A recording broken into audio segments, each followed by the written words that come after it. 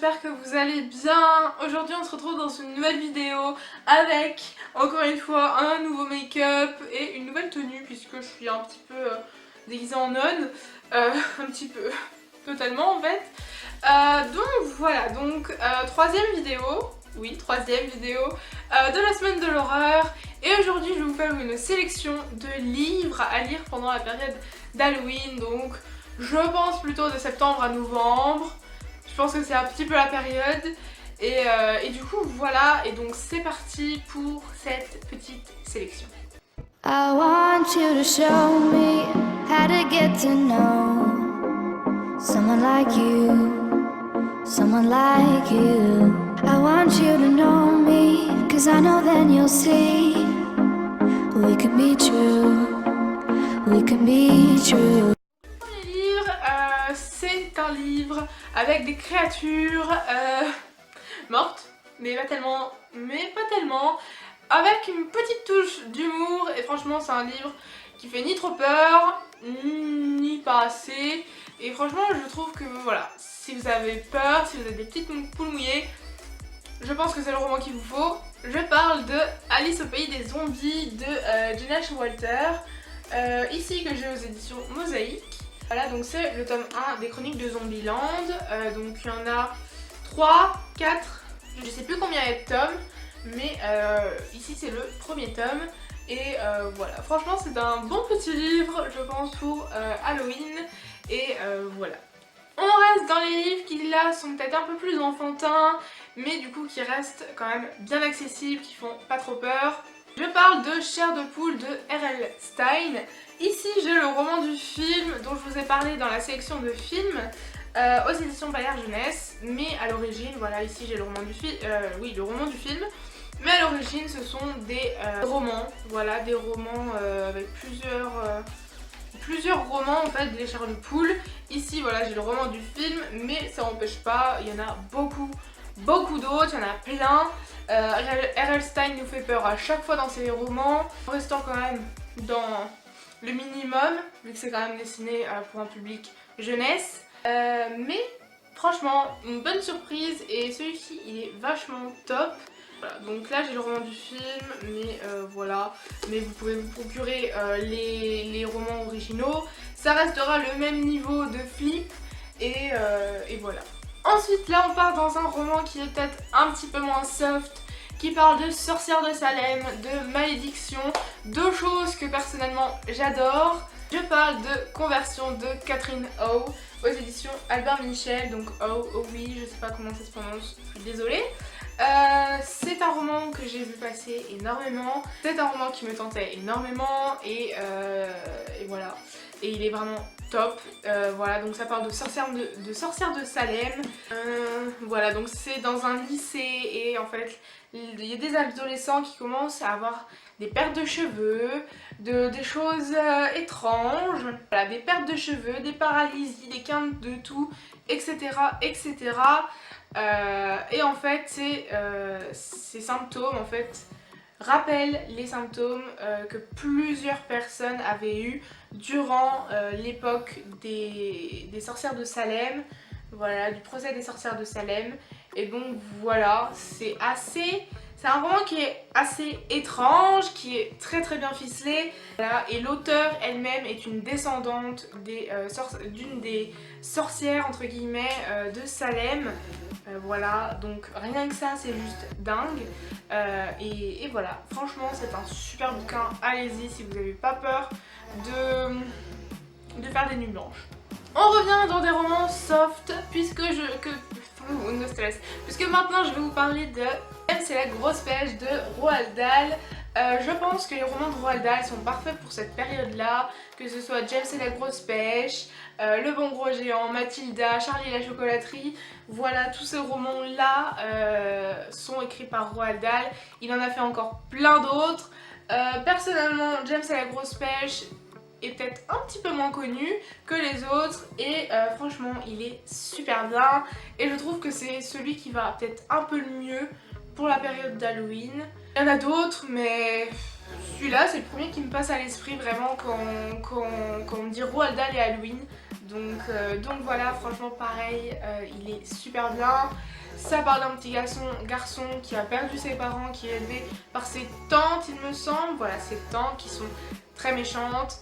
Et puis un jour il va être embarqué, en fait, il va être embarqué dans une pêche géante avec plein d'animaux, de choses à l'intérieur.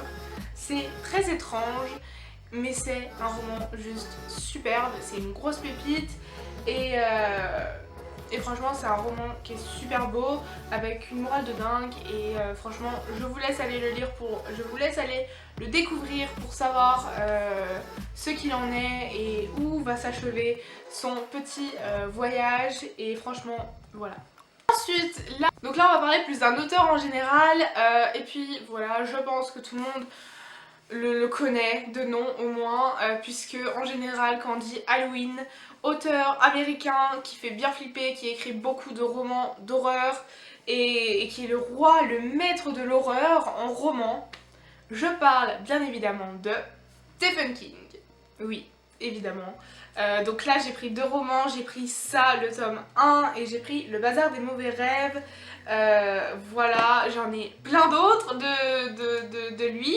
Je les ai pas tous pris sinon ça allait pas tenir dans la caméra et dans mes mains non plus. Parce que en plus c'est des petites pavasses qu'il écrit quand même. Là je vous en ai pris 2 qui je pense sont juste super bien. Ça évidemment je pense qu'il est un des plus connus. Voilà, les films sont sortis les 2, malheureusement il n'y en a plus maintenant.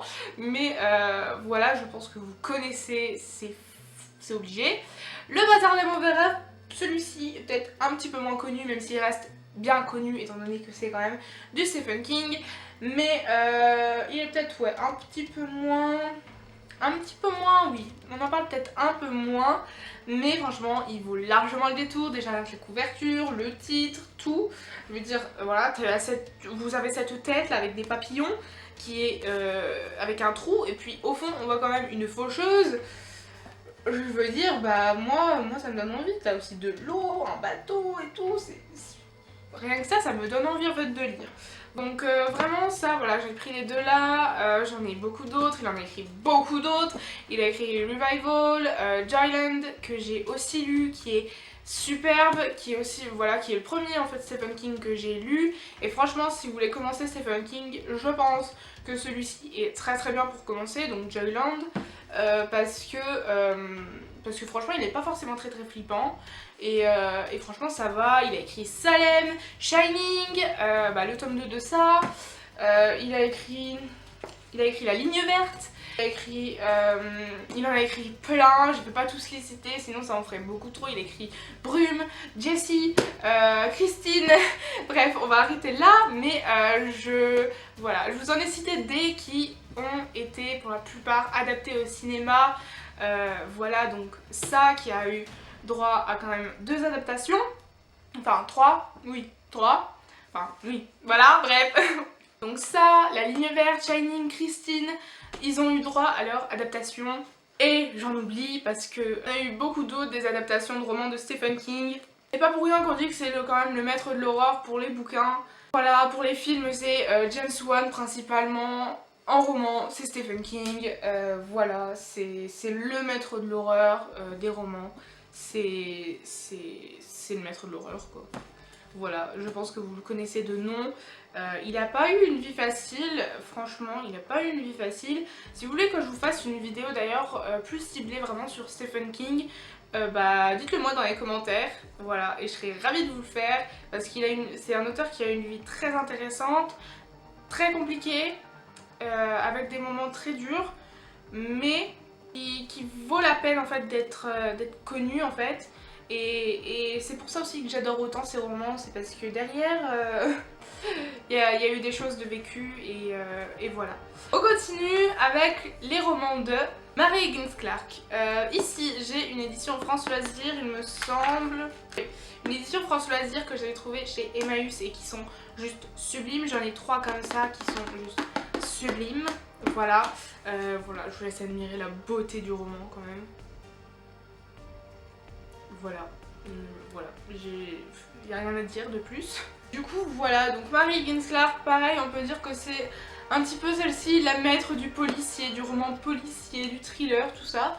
La maîtresse, voilà, parce que vraiment c'est une auteure qui est juste ouf. Et du coup voilà, franchement si vous n'avez jamais lu de ces romans, allez-y, ils sont super bien, il y en a des plus flippants que l'autre. Ici j'ai le roman Un cri dans la nuit qui est bien flippant. J'ai aussi La nuit du renard, j'ai aussi La clinique du docteur H qui est aussi bien flippant. J'en ai un autre, c'est La maison du gay il me semble. Voilà, donc pareil c'est une auteure qui est juste dingue.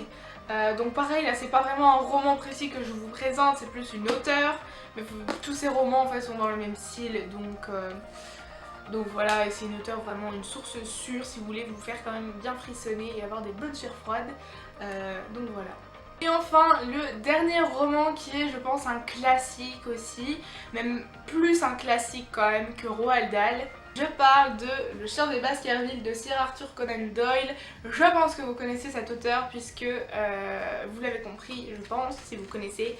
Ce roman est un Sherlock Holmes. Voilà, voilà.